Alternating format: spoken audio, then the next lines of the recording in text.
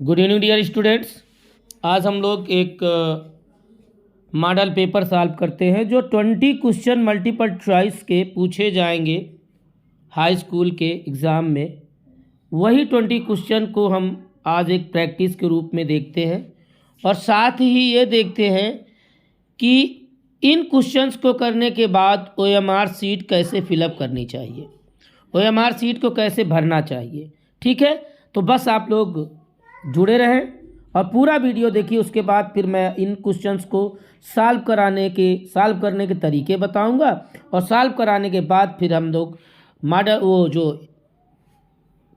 आपका OMR sheet होता है उसको भी सॉल्व करेंगे, उसको फिलअप करेंगे, कैसे फिलअप करना है। तो फर्स्ट क्वेश्चन जो आपका जो पेपर है बोर्ड पेपर, वो part A, part B, part C, 3 part में बटा रहेगा। तो पार्ट ए आपके 20 क्वेश्चंस होंगे जो मल्टीपल चॉइस क्वेश्चन होंगे और इन्हें OMR शीट में आपको फिलअप करके आंसर करना होगा। क्लियर। इसके बाद पार्ट बी, पार्ट सी आपको रिटन देना होगा, डिस्क्रिप्टिव होगा, उसको लिख कर आपको आंसर देना होगा। तो पार्ट ए में जो है इसे हम देखते हैं। पहला से लेकर तीसरा क्वेश्चन रहेगा वो इस पैराग्राफ से रहेगा। When we think of tourism we think primarily of people who are visiting a particular place for sightseeing, visiting friends and relatives. मैं आपको बता दूं, पैसेज को सॉल्व करने से पहले मेरे अनुसार अगर आप करेंगे तो बड़ी आसानी से आपका आंसर हो जाया करेगा। सबसे पहले हम लोग क्वेश्चन देख लेते हैं, उसके बाद पैसेज पढ़ेंगे, आंसर अपने आप मिलता जाएगा। क्वेश्चन कह रहा है tourism is about taking a tour. Tourism एक is about taking a tour, tour के विषय में, टूर जाने के विषय में टूरिज्म है। तो उसमें क्या क्या चीज़ें आती हैं हम देखते हैं। When we think of tourism we think primarily of people. जब हम टूरिज्म के बारे में सोचते हैं तो हम प्राथमिक रूप से लोगों को के बारे में सोचते हैं who are visiting a particular place for sightseeing, visiting friends, relatives, taking a vacation and having a good time. वो लोग क्या करते हैं, विजिटिंग पार्टिकुलर विशेष स्थानों पर वो जाते हैं, विजिटिंग फ्रेंड्स, रिलेटिव्स, मित्रों के यहाँ, संबंधियों के यहाँ छुट्टी पर जाते हैं, हैविंग गुड टाइम और अच्छा समय व्यतीत करते हैं। इसी में आपका आंसर होगा। हम लोग आंसर का जो ऑप्शन है उसे देखते हैं। कह रहा है to a place, tourism is about taking a tour to a place under an expert guidance. No, it's not correct, ये पहला नहीं होगा। For hiking in remote place, no, it's also incorrect, ये भी सही नहीं है। For visiting a place for sightseeing, यही आपका आंसर है, क्योंकि ये जो आपका सी नंबर है ये हो जाएगा आपका आंसर। और इसको कहाँ है ये देख लेते हैं। ये है आपका पार्टिकुलर प्लेस फॉर सिदरिंग। क्लियर। तो ये हो गया आपका फर्स्ट का आंसर। फर्स्ट का आंसर क्या हुआ आपका, फर्स्ट का आंसर हो गया आपका C, for visiting a place for sightseeing. फिर सेकेंड नंबर क्वेश्चन कह रहा है for by hiking in wilderness the author means. कह रहा है इस शब्द का आथर का क्या तात्पर्य है, इस शब्द से आथर का क्या आशय है। तो ये भी शब्द आपको वहाँ देखते हैं, फिर इसका अर्थ देखते हैं। पैसेज में हम लोग जहाँ तक पढ़ चुके हैं उससे आगे बात करते हैं। यहाँ तक हम लोग पढ़ चुके। They may spend their leisure time engaging in various sports, sunbathing, talking, singing, taking rides, tourism, reading or simply enjoying further. वो अपना समय व्यतीत करते हैं अपने आप को विभिन्न खेलों में इंगेज करके, बात करके, गीत गा करके या राइडिंग करके, टूरिंग करते हैं, रीडिंग करते हैं। इस तरह से वो साधारण रूप से इंजॉय करते हैं। We may include in our definition of tourism people who are participating in a conversation, business, conference और some other kind of business और प्रोफेशनल एक्टिविटी। कह रहे हैं हम शामिल कर सकते हैं इसमें, इस डिफिनीशन ऑफ टूरिज्म के डिफिनीशन में हम लोग क्या क्या शामिल कर सकते हैं। People who are participating in convention, a business conference, उन लोगों को शामिल कर सकते हैं जो यात्रा में जाते हैं, बिजनेस कॉन्फ्रेंस करते हैं। Or some other kind of business, और प्रोफेशनली एक्टिविटी या कुछ अन्य प्रकार के व्यवसाय करते हैं या कुछ व्यवसाय से संबंधी एक्टिविटी करते हैं, वो भी टूरिज्म में शामिल हो सकता है। Those who are taking a study tour under an expert guide or doing some kind of scientific research or study are also tourism. कह रहे हैं वो लोग जो लोग स्टडी टूर इस टूर का अध्ययन करते हैं अंडर एक्सपर्ट गाइड, एक कुशल मार्गदर्शक के द्वारा, doing some kind of scientific research या कुछ विशेष प्रकार का साइंटिफिक रिसर्च करते हैं, वैज्ञानिक खोज करते हैं, or study are also doing tourism या अध्ययन करते हैं या टूरिज्म करते हैं, उसे भी इसमें शामिल किया जा सकता है। दीज विजिटर्स आर, आगे देखते हैं, these visitors use all form of transportation for hiking in wilderness. ये शब्द आपको मिल गया, हाइकिंग इन वाइडरनेस। कह रहे हैं वो विभिन्न प्रकार के ट्रांसपोर्ट का प्रयोग करके, यातायात के वाहनों का प्रयोग करके, hiking in a wilderness part to flying in a jet to an exciting city. कहने का मतलब है कि वो लोग हाइकिंग वाइडरनेस मतलब होता है जंगल की ओर या घूमने वाले स्थानों की ओर, ठीक है, पर्यटक स्थलों की ओर जाते हैं। तो इसका हम विकल्प देखेंगे, फिर हमें आंसर मिल जाएगा। विकल्प कह रहा है, क्वेश्चन है, by hiking in wilderness is author means taking a long distance walking abandoned area. जी नहीं, कह रहा है किसी अबैंडन्ड एरिया प्रतिबंधित क्षेत्र में लंबी यात्रा की वॉक करना गलत है। Walk in the forest area, बिल्कुल वी आपका सही हो जाएगा। इसका मतलब होता है, ये है ना, bye hiking in a वाइडरनेस park का मतलब है walk in the forest area, walk in the forest area. तो ये आपका सेकंड क्वेश्चन हो जाएगा। इसके लिए बाद हम लोग बात करते हैं थर्ड क्वेश्चन की। थर्ड क्वेश्चन है हमारा,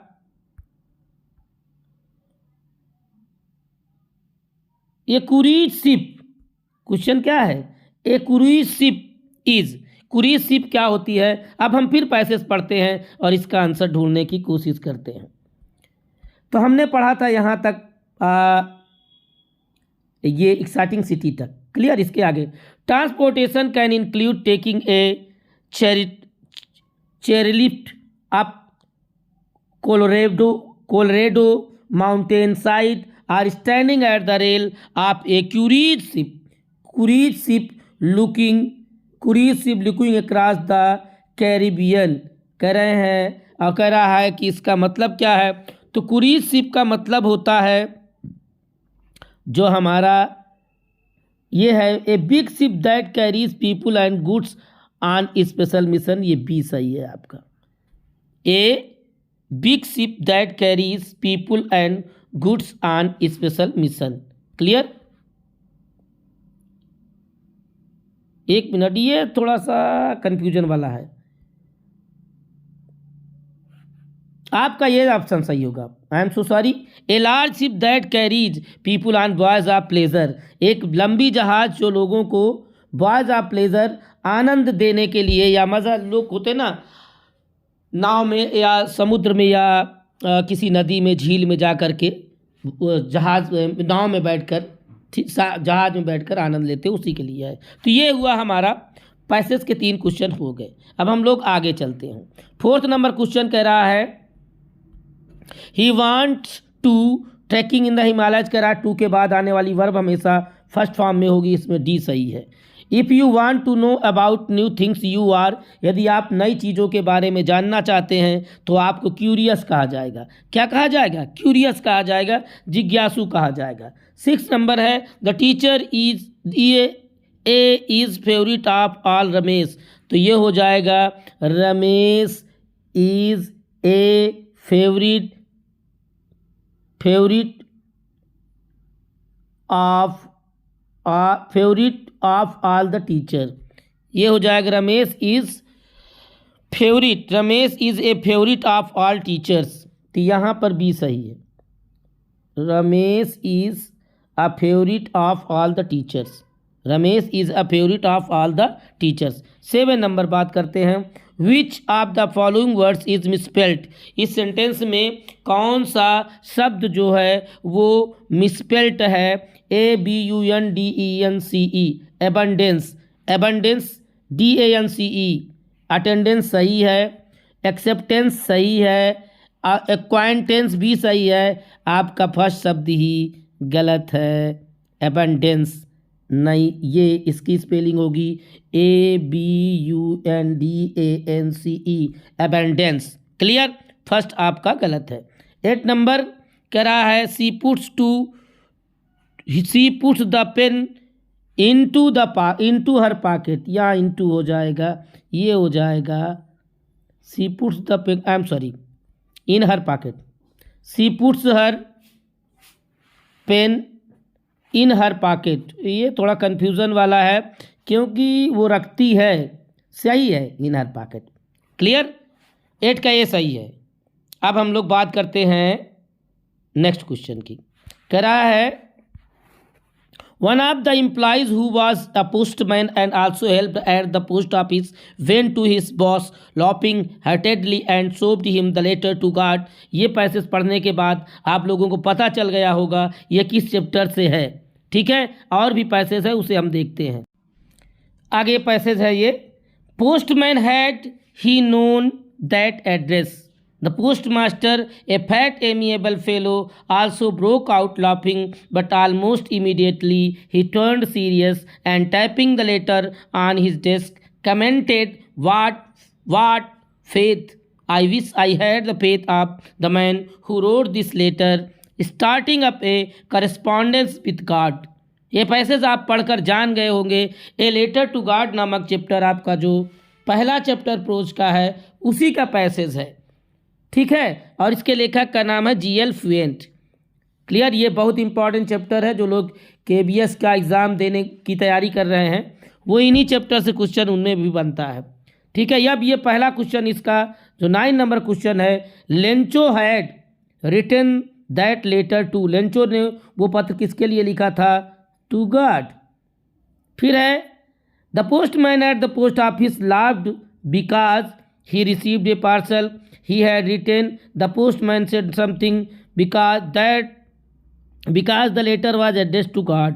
पोस्टमैन क्यों हंसा था, पोस्ट ऑफिस का जो पोस्टमैन था वो क्यों हंसा था, क्योंकि जो लेटर का पता था वो गार्ड के लिए था। तो ये पैसेज का आपके 2 क्वेश्चन हुए। क्लियर, आगे देखते हैं। आगे क्वेश्चन है आपका where was Lencho's house situated. ये क्वेश्चन आपके टेक्स्ट से बनता है। Lencho's house was situated bottom of the hill, top of the plateau, top of the hill, on the crest of a low hill ना। तो ये भैया टॉप ऑफ हिल है। क्रेस्ट मीन्स होता है, पहली लाइन अगर लेसन का पढ़े होंगे तो the only one house was situated on the crest of low hill, तो क्रेस्ट में टॉप ऑफ भी सही है। According to Mandela what is the greatest wealth of the nation. Mandela के अनुसार किसी राष्ट्र का सबसे महान धन होता है वहाँ की जनता, द पीपुल, तो डी सही है। 3rd नंबर है who is Anne's long awaited friend. Anne's का लॉग, एनीज बोल सकते हैं, एनीज का लॉग अवेटेड मित्र जो था वो उसकी डायरी थी। क्या थी भैया, डायरी थी। क्लियर, आगे देखते हैं। 14 to 15 read the extract above, choose the correct option to answer to the following questions. ये 14 to 15 मतलब 2 क्वेश्चन आपके पोयम का एक्सट्रैक्ट होगा और उससे ये क्वेश्चन पूछा जाएगा।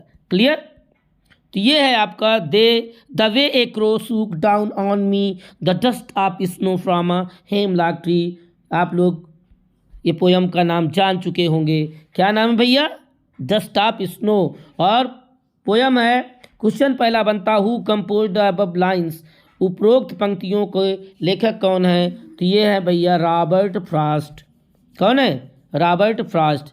फिर है a dust of snow was dropped by. जो इसको अगर आप पढ़ेंगे तो ये आपको पता चलेगा the way a crow shook down on me the dust of snow. तो क्रो ने सूक डाउन हिलाकर गिराया था क्या, dust of snow on me मतलब लेखक के ऊपर। तो डस्ट ऑफ स्नो किसने गिराया था, एक क्रो। क्लियर, इसके बाद नेक्स्ट जो क्वेश्चन है वो है आपका 16 to 20। ये आपके मल्टीपल चॉइस है, इन्हें भी देख लेते हैं। Choose the correct option to answer the following question. इन क्वेश्चंस का उत्तर देने के लिए सही ऑप्शन का चयन करना है। Who was tricky? ट्रिकी कौन था? ट्रिकी एक डॉग था। Who is the writer of the story? जो स्टोरी थी थीप्स स्टोरी। यहाँ क्वेश्चन इसने जो लिखा है यहाँ लिखना चाहिए who is the writer of the story thieves story. THIEF thieves story. जो थीप्स स्टोरी के लेखक कौन है? तो वो थे भैया रस्किन बॉन्ड महोदय। कौन थे? Ruskin bond. आपका बी नंबर सही है, ये आपका बी सही है, Ruskin bond. Ebright took part in country fair. Ebright ने किस फेयर में भाग लिया था? Scientific country fair. जो कस्बे का साइंटिफिक फेयर था उसमें उन्होंने भाग लिया था। नेक्स्ट क्वेश्चन है मटिल्डाज हस्बैंड वाज। मटिल्डा का हस्बैंड कौन था? क्या था? मटिल्डा के हस्बैंड एक मिनिस्टर थे? नहीं भाई। या एन ऑफिसर थे? नहीं। A businessman? नहीं। ए पेटी क्लर्क, एक साधारण क्लर्क था। क्लियर।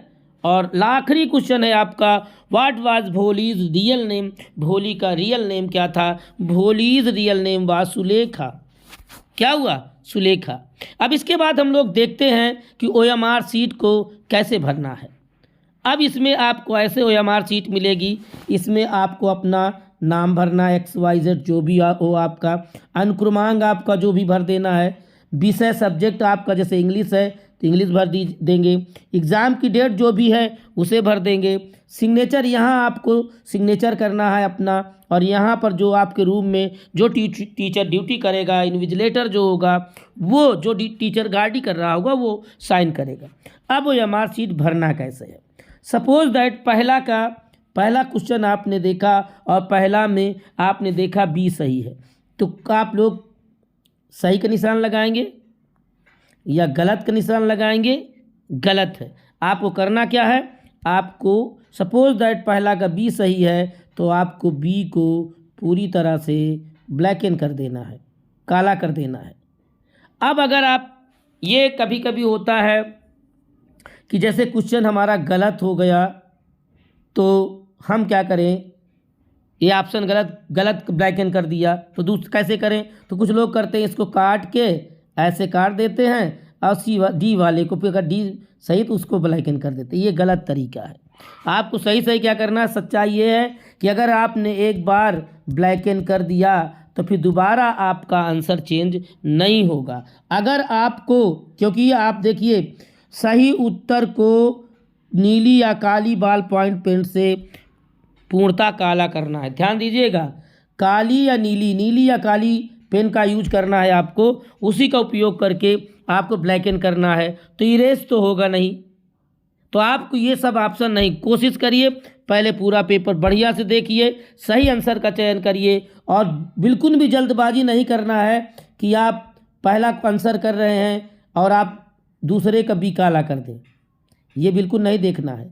ऐसा हम लोग भी जब एग्ज़ाम देने जाते हैं कंपटीशन के, अक्सर मिस्टेक, एक दो क्वेश्चन मिस्टेक हो जाती है। करना क्या है आपको? अगर फर्स्ट का बी सही है तो आपको बी को काला कर देना है, पूरा का पूरा काला करना है। क्लियर।